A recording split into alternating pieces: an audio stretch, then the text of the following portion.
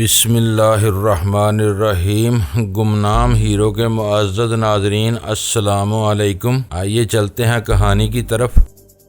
تم غلط سمجھیو، غزالہ ایسی عورت نہیں ہے۔ اس نے تمہارے بارے میں جو محسوس کیا سادگی سے کہہ ڈالا۔ اس کی بات کا کوئی دوسرا مفہوم نکالنے کی کوشش مت کرو۔ وہ کسی کی دل آزاری کو گناہ سمجھتی ہے۔ خدا کرے کہ ایسا ہی ہو۔ آپ کی باتوں پر میرا دل خود بخود اعتبار کرتا چلا جاتا ہے۔ میں نے ہلکا سا کہا لگا کر کہا، اور اگر میں جھوٹ بولنا شروع کر دوں، ہر انسان کی طرح میں بھی جھوٹ اور سچ کو پرکھنے کی صلاحیت رکھتی ہوں۔ جھوٹ سننے کے بعد دل مضطرب سا ہونے لگتا ہے۔ میں اپنے اس قدرتی پیمانے پر پختہ یقین رکھتی ہوں۔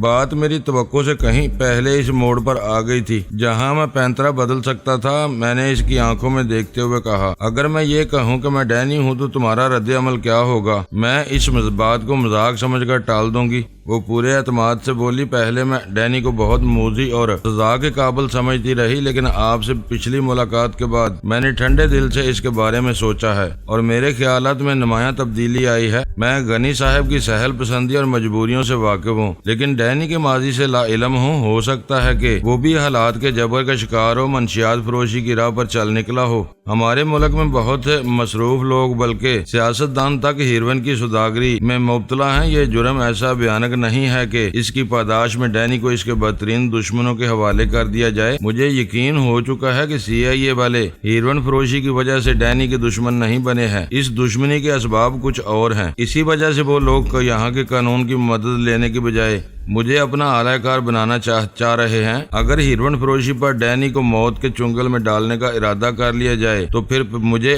غنی صاحب کی سزا کو تقدیر کا منصفانہ فیصلہ سمجھ کر قبول کرنا ہوگا۔ میں حیرت سے آنکھیں پھاڑ کر اس کی وہ تقریر سنتا رہا۔ میں جو باتیں اس کے ذہن میں ڈالنا چاہ رہا تھا وہ پہلے ہی اس کے دل میں گھر کر چکی تھی۔ میں نے کہا، میں تمہاری سوچ کی یہ تبدیلی میرے لیے حیران کن ہے۔ کہیں ایسا تو نہیں کہ ڈینی نے تم سے مل کر تمہیں اپنی بے گناہی کا یقین دلایا ہو؟ یہ سوچ کی تبدیلی نہیں، سوچ کی ابتدا ہے۔ آپ کی باتوں پر غور کرنے کے بعد میں اس نتیجے پر پہنچی ہوں کہ ڈینی گناہ گار ضرور ہے، لیکن اتنا بھی نہیں کہ اسے زندہ رہنے کے حق سے محروم کر دیا جائے۔ ڈینی نے غنی صاحب کو زبردستی ہیروئن کے کام پر نہیں لگایا تھا۔ ان میں بھی کچھ کمزوریاں رہی ہوں گی، اسی وجہ سے وہ غلط راستے پر چل پڑے۔ کم از کم وقت میں اور آسانی کے ساتھ دولت کمانے کی خواہش کے نتیجے میں ایسا ہی ہوتا ہے۔ اس کا مطلب ہے شوہر کی آزادی اور فرخ کے مستقبل کے حوالے سے اب تمہارے موقف میں کمزوری آ رہی ہے؟ میں نے دھڑکتے ہوئے دل کے ساتھ پوچھا۔ ہرگز نہیں، وہ سختی سے بولی۔ یہ مسائل میری ترجیحات میں اب بھی سر فہرست ہیں۔ میں چکرا کر رہ گیا۔ یعنی تم نے CIA والوں سے تعاون کا فیصلہ کر لیا ہے؟ ابھی فیصلہ نہیں کیا، اسی لیے آپ کے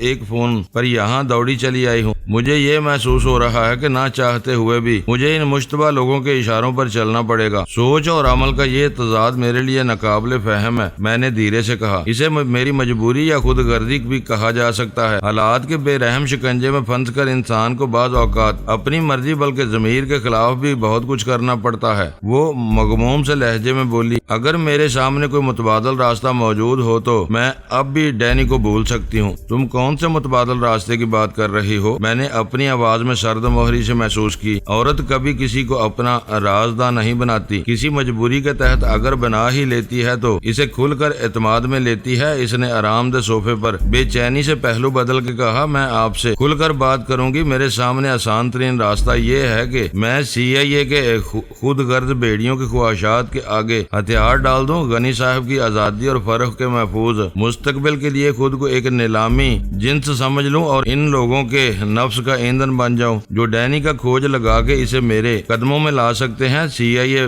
والے ڈینی کو پکڑ کے لے جائیں گے، غنی صاحب کی سزا معاف کر دی جائے گی، امریکہ میں فرخ کا مستقبل محفوظ ہو جائے گا۔ مگر میرے ضمیر کے لیے یہ سب ناقابل برداشت ہوگا۔ ایک عمل کو آبرو ریز سمجھ کر بھی اپنانا میرے لیے بہت مشکل ہوگا۔ میرے لیے دوسرا راستہ یہ ہو سکتا ہے کہ میں ڈینی کو بھول جاؤں، CIA والوں کو خاطر میں نہ لاؤں، مگر کوئی مجھے اتنا یقین دلا دے کہ امریکہ سے آئے ہوئے بیڑیوں سے بگاڑ پیدا کرنے کے باوجود میں اپنے مقاصد حاصل کر لوں گی۔ غنی صاحب ہیروئن کی اسمگلنگ کے مجرم تھے، وہ اپنے حریصانہ کرتوتوں کی نرم سزا بھگت رہے ہیں، لیکن فروخت کا کیا قصور ہے؟ میں اس معصوم بچے کو علام و مصائب سے محفوظ دیکھنا چاہتی ہوں۔ فرض کرو کہ ڈینی خود ہی تمہارے سامنے آ کر تمہیں اس تحفظ کا یقین دلائے تو تمہارا رد عمل کیا ہوگا؟ اس وقت ڈینی خود خطرات میں گرا ہوا ہے۔ میں بھانپ چکی ہوں کہ CIA والے اس کے خون کے پیاسے ہو رہے ہیں۔ ان حالات میں وہ میرے شوہر یا بیٹے کے بارے میں کیا ضمانتیں دے سکتا ہے؟ تھوڑی دیر کے لیے فرض کر لو کہ میں ڈینی ہوں، تم سوالات کرتی چلی جاؤ، میں جواب دیتا رہوں گا، دیکھتے ہیں کہ تمہارے اور ڈینی کے درمیان کس حد تک مفاہمت کا امکان ہے۔ میں نے کہا اگر آپ کو ڈینی سمجھ لیا جائے تو میرا پہلا سوال یہی ہوگا کہ آپ کو بھول جانے کی صورت میں فرق کی زندگی اور سلامتی کی کیا ضمانت ہوگی؟ وہ اپنے باپ کے جرم سے بے خبر ایک معصوم بچہ۔ نادرہ نے چند ثانیوں کی خاموشی کے بعد چٹان کی طرح مضبوط لہجے میں سوال کیا۔ دنیا میں تعلیم و تربیت کے لیے صرف امریکہ ہی بہترین ملک نہیں ہے۔ فرق کو خاموشی سے واپس بلا کر کسی اور ملک میں داخلہ دلوا دو جہاں امریکنوں کا زیادہ اثر و نفوذ نہ ہو۔ وہ زہریلے انداز میں ہنس پڑی۔ کیا دنیا میں کوئی ایسا خطہ بھی ہے جہاں امریکنوں کا زیادہ اثر و نفوذ نہ ہو؟ 20 ملک ہیں، میں روانی میں کہہ گیا۔ تم فرق کو کہیں بھی بیچ سکتی ہو۔ مجھے ایسے صرف 4 ملکوں کے نام بتا دیں تاکہ میں ان میں سے انتخاب کر سکوں۔ اس کا لب و لہجہ نرم، احتجاجیہ اور نیم مستفسرانہ ہو گیا۔ میں اس کی فرمائش پر بوکھلا کر رہ گیا۔ چین، کیوبا، روس تو خیر ختم ہی ہو گیا، گننے کو تو تم متعدد ملکوں کے نام گن سکتی ہو۔ پورے کرۂ ارض پر چین اور کیوبا کے علاوہ صرف لیبیا باقی رہ جاتا ہے جسے آپ بھول رہے ہیں۔ چوتھا ملک آپ 4 ہفتوں میں بھی نہیں سوچ سکتے۔ ان 3 ملکوں میں تعلیم کا معیار بہت پست اور داخلے کا معیار بہت سخت ہے۔ میں فرق کو ایسے کسی اندھے کنویں میں نہیں ڈال سکتی جہاں نرم و نازک ٹہنیوں کو جھکا دینے والے مینڈک زادے کو روئے زمین کا سب سے قوی حیوان قرار دیا جاتا ہو۔ روس اب ایک بھولا ہوا خواب بن چکا ہے۔ افغانستان کی سرحدی پٹیوں میں اگائی جانے والی افیم ہیروئن بن کر روسیوں کی رگوں میں اتر چکی ہے۔ آج کل وہ امریکنوں سے زیادہ امریکن بننے کے جنون میں مبتلا ہو چکے ہیں اور امریکہ قدرت کا ایک عذاب بن کر ہر طرف چھاتا چلا جا رہا ہے۔ یہ سب سیاسی باتیں ہیں، میں نے بے اعتنائی سے کہا۔ میں سیاست میں نہیں پڑتا، تم چاہو تو تمہارا فرق اسی ملک کے کسی اعلیٰ بورڈنگ ہاؤس میں رہ کر اپنی تعلیم جاری رکھ سکتا ہے۔ کراچی، پٹارو، نتھیا گلی اور حسن ابدال سے لے کر کاکول تک پیشہ ورانہ اداروں کا ایک جال بچھا ہوا ہے جہاں کام ذہنوں کو خاص سانچوں میں ڈال کر زندگی کے پرعزم سفر کے لیے تیار کیا جاتا ہے۔ میں فرق کی تعلیم و تربیت کی ذمہ داری قبول کرتا ہوں۔ ٹھیک ہے، وہ گہری سنجیدگی سے بولی، آپ نے یہ ذمہ داری قبول کر لی، میں فرض کیے لیتی ہوں کہ آپ اسے نبھا بھی لیں گے، لیکن کل کلاں کو آپ کسی خون آشام مارکے میں مارے گئے تو میرے فرق کا کیا بنے گا؟ میں اپنی فریاد لے کر کہاں جاؤں گی؟ میں اس کے سر پر ہاتھ رکھنے والا کہاں سے لاؤں گی؟ مفروضات کی بات مت کرو، میں نے سختی سے کہا۔ اولین مفروضہ یہ بھی ہو سکتا ہے کہ اگر تمہاری زندگی اچانک تمہیں دغا دے گئی تو فرق کا کیا بنے گا؟ یہ بے بنیاد باتیں ہیں۔ آدمی جب تک زندہ رہتا ہے یہی سوچتا ہے کہ زندگی کا سارا چکر اس کے دم سے چل رہا ہے، وہ مرا تو ہر طرف ایک قیامت برپا ہو جائے گی، لیکن ایسا نہیں ہوتا۔ مرنے والے خاموشی سے مر جاتے ہیں، دنیا کے کسی کاروبار پر کوئی اثر نہیں پڑتا۔ مرنے والے کے چہیتے چند روز انہیں روتے ہیں، پھر غم روزگار میں الجھ کر اس المیے کو بھولنے لگتے ہیں۔ تم رہو یا نہ رہو، ڈینی تمہارے اکلوتے بیٹے کی دیکھ بھال کرے یا نہ کرے، فرق اپنی تقدیر کا لکھا پورا کرے گا۔ اس کے بارے میں تمہیں ضرورت سے زیادہ سوچ کر خود کو ہلکان کرنے کی ضرورت نہیں۔ اس وقت تمہیں یہ فیصلہ کرنا ہے کہ تم اپنے ضمیر کی آواز کو نظر انداز کر کے ڈینی کو قضاء کے اجل کے حوالے کر دو گی یا دلیری کے ساتھ دباؤ کا مقابلہ کرو گی۔ کاش آپ ایک ماں ہوتے، وہ دکھ بھری آواز میں بولی۔ میں آپ کو کیسے سمجھاؤں کہ میں کیا چاہتی ہوں؟ ایک ماں کے لیے اس کی اولاد کی زندگی ہر آفاقی اصول کی سربلندی سے زیادہ اہم ہوتی ہے۔ میں نے نادرہ کی بات کاٹ دی اور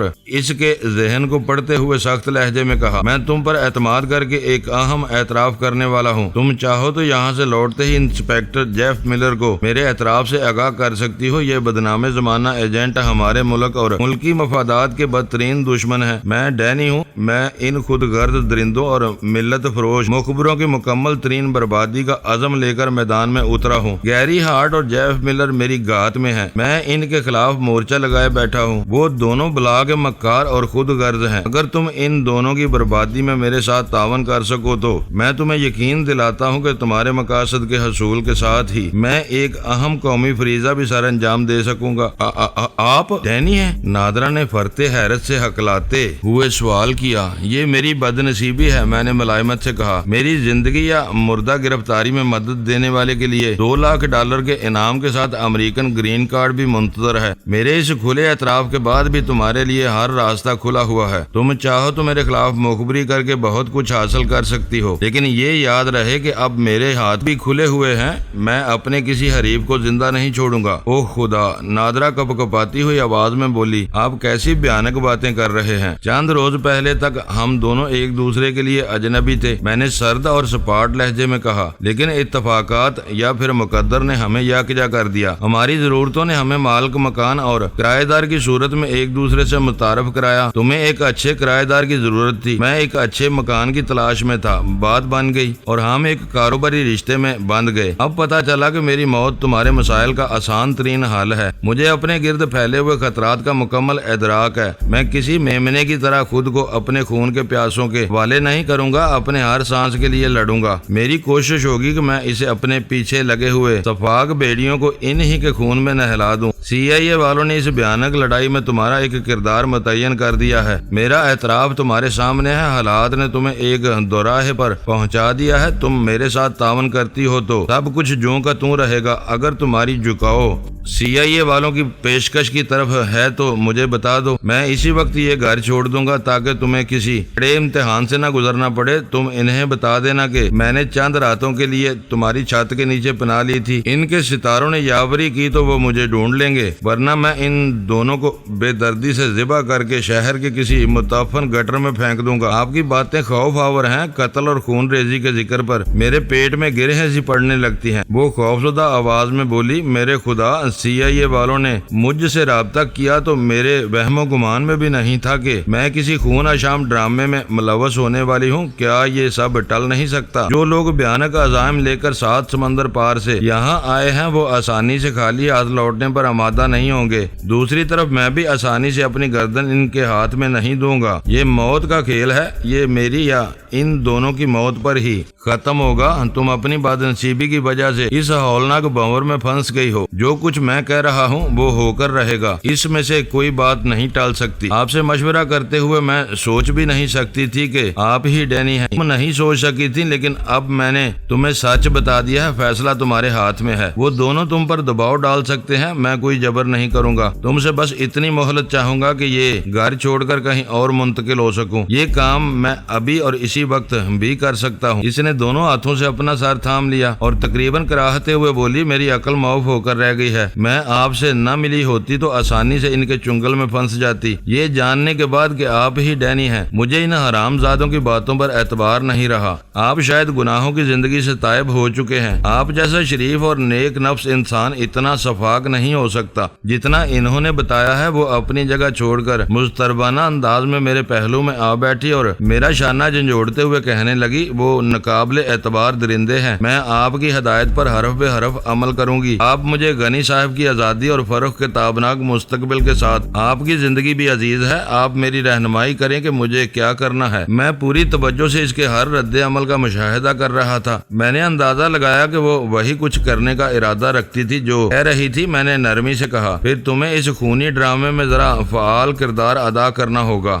نہیں، وہ پھنسی اور خوفزدہ آواز میں بولی، میں چوہے کے بچے کو بھی نہیں مار سکتی، اس سے پہلے میرا ہارٹ فیل ہو جائے گا۔ میں خون خرابے میں حصہ نہیں لے سکتی۔ تم میری بات کا غلط مفہوم سمجھ رہی ہو۔ میں نے نرمی سے کہا، سارے خطرناک کام میں خود سر انجام دوں گا، تمہیں ابتدا میں میری مدد کرنی ہوگی۔ انہوں نے تم سے رابطہ کیا ہے، اب ان کو گھیرنے کے لیے تم ہی کو کام کرنا ہوگا۔ یہ کوئی عملی کام نہیں ہوگا، تمہیں فون پر ان سے رابطہ کرنا ہوگا۔ آگے کے مراحل میں سنبھال لوں گا۔ میری سمجھ میں نہیں آ رہا کہ ان لوگوں نے آپ جیسے مہذب اور شائستہ آدمی پر ایسی سنگین الزام تراشیاں کیوں کی ہیں۔ وہ خود کلامی کے سے انداز میں بڑبڑائی، دل اس بات کو قبول نہیں کرتا کہ آپ شفاق اور خود غرض بھی ہو سکتے ہیں۔ مجبوری کے عالم میں انسان سے بہت سے جرائم سرزد ہو جاتے ہیں۔ میں نے غیر محسوس طریقے پر اس کی برین واشنگ کا عمل جاری رکھتے ہوئے کہا، ماضی میں مجھ پر بھی بہت سے دباؤ تھے، انہی کی طرح میں بھی ہیرون بلکہ موت کی سوداگری میں ملوث رہ چکا ہوں۔ میرے ستارے اچھے تھے کہ میں پابندیوں کی عدیدہ زنجیروں کو توڑ کر ان کے چنگل سے آزاد ہونے میں کامیاب ہو گیا۔ تمہارے لیے شاید یہ انکشاف حیران کن ہو کہ مجھے اس مذموم دندے میں الجھانے والے بھی امریکن ہی تھے۔ یہ خبیث فطرت لوگ آدمی کو ہر طرف سے گھیرتے ہیں، پہلے منشیات فروشی کی راہ پر لگاتے ہیں، پھر پھر اسی حوالے سے بلیک میل کرنا شروع کر دیتے ہیں۔ ان کا منشور صرف اتنا ہے کہ ہیروین دنیا بھر میں کہیں بھی معروف اور مقبول ہو، لیکن امریکہ میں اس کا فروغ نہیں ہونا چاہیے۔ ان کی پوری کوشش ہوتی ہے کہ ہیروین جہاں تیار کی جاتی ہے وہیں اس کی کھپت پیدا کی جائے۔ مقامی منڈیوں کے فروغ کے بارے میں وہ صرف اس لیے حساس ہیں کہ اس طرح ہیروین کی اسمگلنگ کی راہیں مسدود ہو کر رہ جاتی ہیں۔ وہ عالمی معاشیات کے مسلمہ اصولوں کے برعکس امریکہ میں ہیروین کی طلب کو ختم کرنے کے بجائے اس کی ترسیل میں رکاوٹیں ڈالنے کی کوشش کر رہے ہیں۔ ان غیر ملکی کوششوں کا نتیجہ یہ نکلا کہ امریکہ میں اس نشے کے داموں کے ساتھ طلب بھی بڑھ رہی ہے اور تمہارے شوہر جیسے لوگ اس طلب کا شکار ہو رہے ہیں۔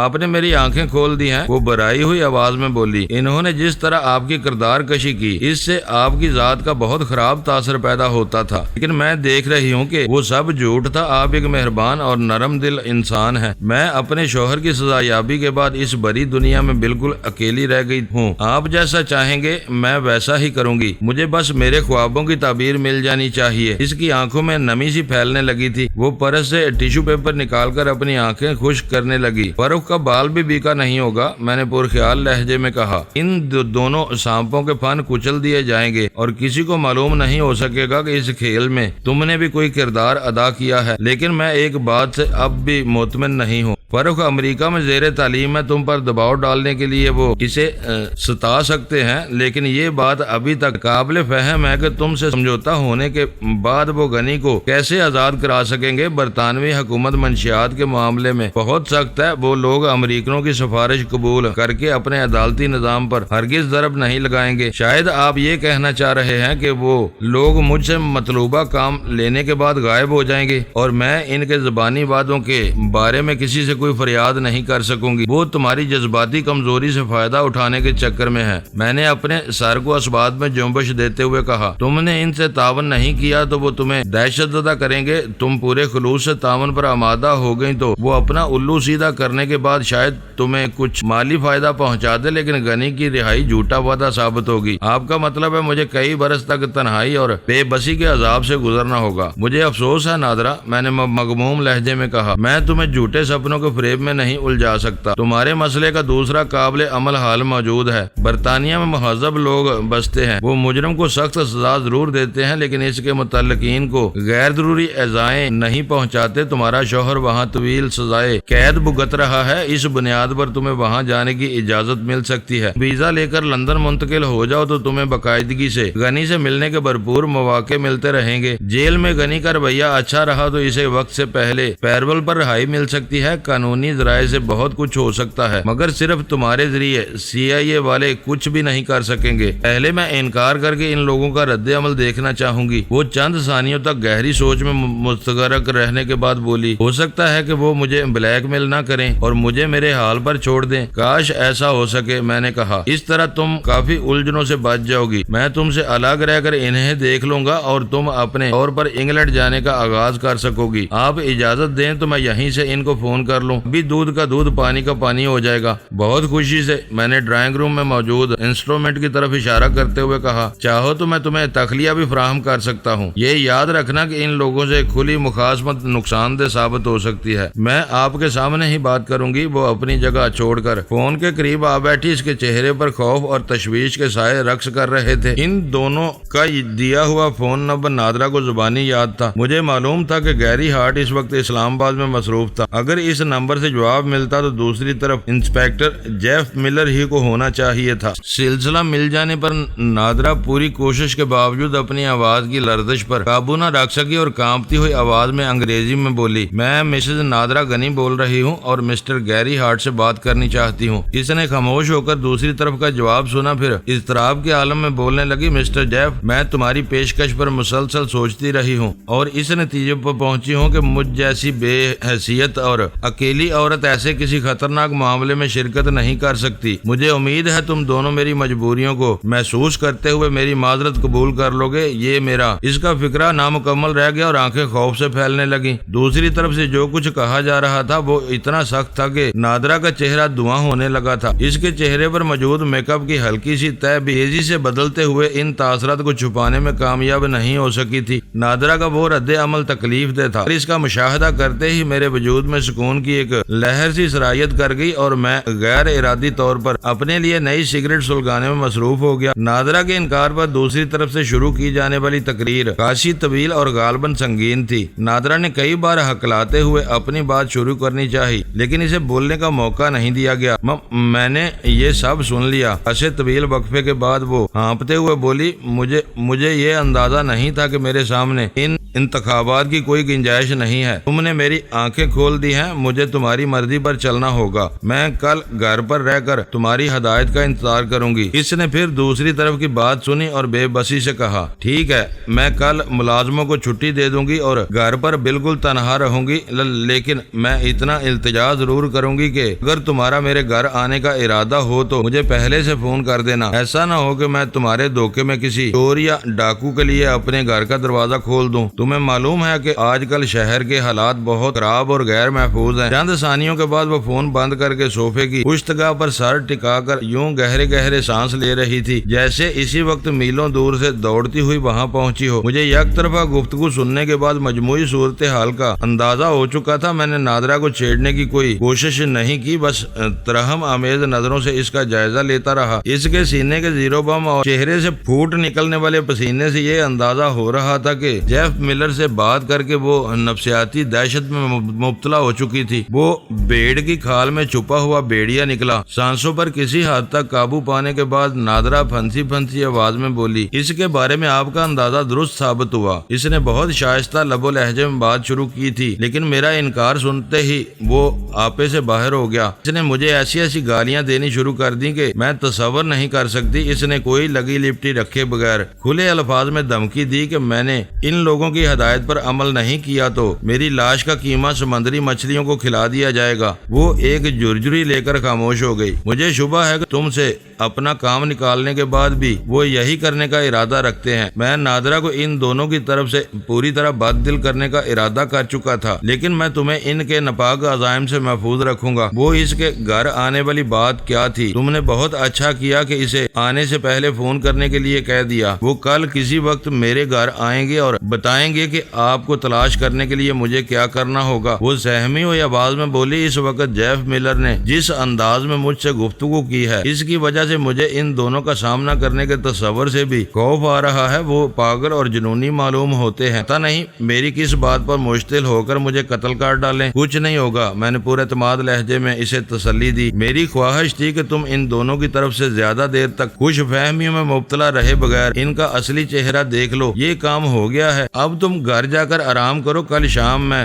تمہارے گھر پہنچ جاؤں گا۔ مجھے یقین ہے وہ تمہارا بال بھی بیکا نہیں کر سکیں گے۔ میں نے اسے یہ بتانا ضروری نہیں سمجھا کہ اس وقت گیری ہارٹ اسلام آباد میں تھا اور امکان یہی تھا کہ وہ اس سے ملنے کے لیے جیف ملر کے ساتھ نہ آ سکے۔ وہ بہت زیادہ ہراساں تھی۔ وہ خاصی دیر تک میرے پاس رکی رہی۔ اس دوران میں غزالہ 2 مرتبہ ڈرائنگ روم میں آئی اور ہماری گفتگو میں کوئی سرگرم حصہ لیے بغیر واپس چلی گئی۔ میں نادرہ کو گھر جا کر آرام کرنے کے لیے کہہ چکا تھا لیکن وہ وہاں سے اٹھتے ہوئے جھجک رہی تھی۔ مجھے ایسا محسوس ہو رہا تھا جیسے وہ تنہا اپنے گھر لوٹنے میں جھجک رہی ہو لیکن اس میں اتنی ہمت بھی نہیں تھی کہ وہ مجھ سے اپنے ساتھ چلنے کی فرمائش کر سکے۔ باتوں ہی باتوں میں مجھے پتا چلا کہ نادرہ اپنے گھر میں ایک ادھیڑ عمر ملازم کے ساتھ رہتی تھی۔ وہ شخص بیک وقت ڈرائیور، چوکیدار اور خانسامہ کے فرائض انجام دیا کرتا تھا۔ گھر کے دیگر کام سر انجام دینے کے لیے دن میں صفائی والی خادمہ کے علاوہ جز وقتی مالی آتا تھا جو اپنا کام پورا کر کے واپس چلا جاتا تھا۔ اس کا ادھیڑ عمر ملازم تندرست و توانا ضرور تھا لیکن بنیادی طور پر ایک شریف آدمی تھا اور کسی واردات کے رونما ہونے کی صورت میں کوئی قابل ذکر مزاحمت نہیں کر سکتا تھا۔ اگر وہ پستول وغیرہ سے ہوائی فائر کر سکے تو میں تمہاری تسلی کے لیے کوئی پستول دے سکتا ہوں۔ وہ افسردگی سے سارا ہلا کے بولی، میرے پاس باقاعدہ لائسنس یافتہ ریوالور ہے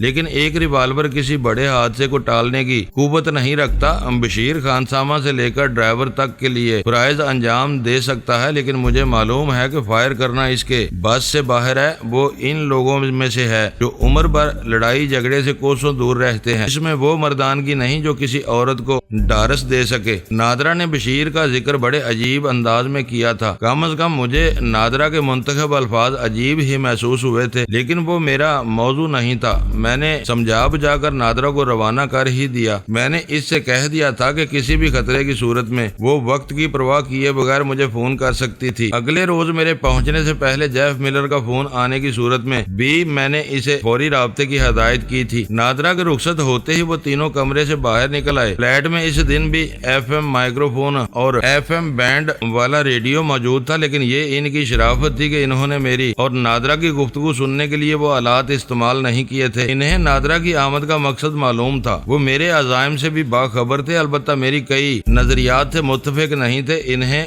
خاص طور پر شبہ تھا کہ نادرہ میری اصلیت سے واقف ہونے کے بعد مجھ سے منحرف ہو جائے گی۔ نادرہ سے میری فیصلہ کن بات ہونے تک یہ نقطہ ان کی سمجھ میں نہیں آیا تھا کہ مجھ سے حقیقی تعارف کے ساتھ ہی جب اسے اپنے نام نہاد ہمدردوں کا اصل چہرہ نظر آئے گا تو وہ مجھے آسانی سے نظر انداز نہیں کر سکے گی۔ مخاطب کو تم اپنی باتوں کے جال میں بری طرح الجھا لیتے ہو، سلطان شاہ نے شکست خوردہ لہجے میں کہا۔ تمہارا یہ سلوک ہر ایک کے ساتھ یکساں ہوتا ہے، اس میں دوست اور دشمن کی کوئی تمیز نہیں ہوتی۔ میری باتیں اتنی ہی پر فریب ہوتی تو نادرہ کے آنے سے پہلے تمہیں میرا ہم خیال ہو جانا چاہیے تھا۔ غلطی انسانوں ہی سے ہوتی ہے، ہم میں سے کوئی فرشتہ نہیں۔ اب احساس ہو رہا ہے کہ تمہاری حکمت عملی کو تسلیم نہ کر کے ہم نے ایک غلطی کی تھی، اور اب ویرا نے سلطان شاہ کی بات کاٹ دی اور مجھے گھورتے ہوئے کہا، بلا وجہ وقت برباد کیا جا رہا ہے۔ نادرہ کو اپنا ہم خیال بنانے میں تمہارا کوئی کمال نہیں۔ آدمی کے سامنے موت چلی آ رہی ہو اور اسے ایک طرف خشک کھائی اور دوسری طرف سمندر نظر آئے تو وہ اندھی کھائی میں کود کر اپنی پسلیاں تڑوانے کی بجائے سمندر میں کودنے کو ترجیح دے گا۔ یہ بتاؤ کہ کل کے بارے میں تمہارا کیا پروگرام ہے؟ یہ تو وقت اور موقع محل کی مناسبت سے طے کیا جائے گا۔ اس وقت میں کیا کہہ سکتا ہوں؟ وقت آنے سے پہلے بھی ذہن میں کوئی خاکہ موجود ہوتا ہے۔ ظاہر ہے کہ تم جیف ملر کو نادرہ کے یہاں ڈنر نہیں کھلاؤ گے۔ جزیات میں تبدیلیاں ہو سکتی ہیں، اصل منصوبہ نہیں بدل سکتا۔ تم یہ ضرور کہہ سکتے ہو کہ منصوبے میں کامیابی یا ناکامی کا دار و مدار مقدر پر ہوگا۔ فی الحال میں جیف کو زندہ پکڑنا چاہوں گا۔ اسے نادرہ کے مکان میں قید کیا جا سکتا ہے۔ اسے زندہ پکڑنے میں کیا مصلحت کار فرما ہے؟ ویرا نے احتجاجیہ لہجے میں پوچھا۔ معزز ناظرین، لائک کریں، شیئر کریں اور کمنٹس باکس میں پاک آرمی زندہ باد، پاکستان پائندہ باد کا نعرہ ضرور درج کر کے اپنے ملک پر فخر کریں اور پاکستان کی بنیادیں مضبوط کرنے میں اپنا کردار ادا کریں۔ ویڈیو دیکھنے کا شکریہ۔ معزز ناظرین، اپنا خیال رکھیے گا اور ہمارے چینل کا بھی۔ ISI پاک آرمی زندہ باد، پاکستان پائندہ باد۔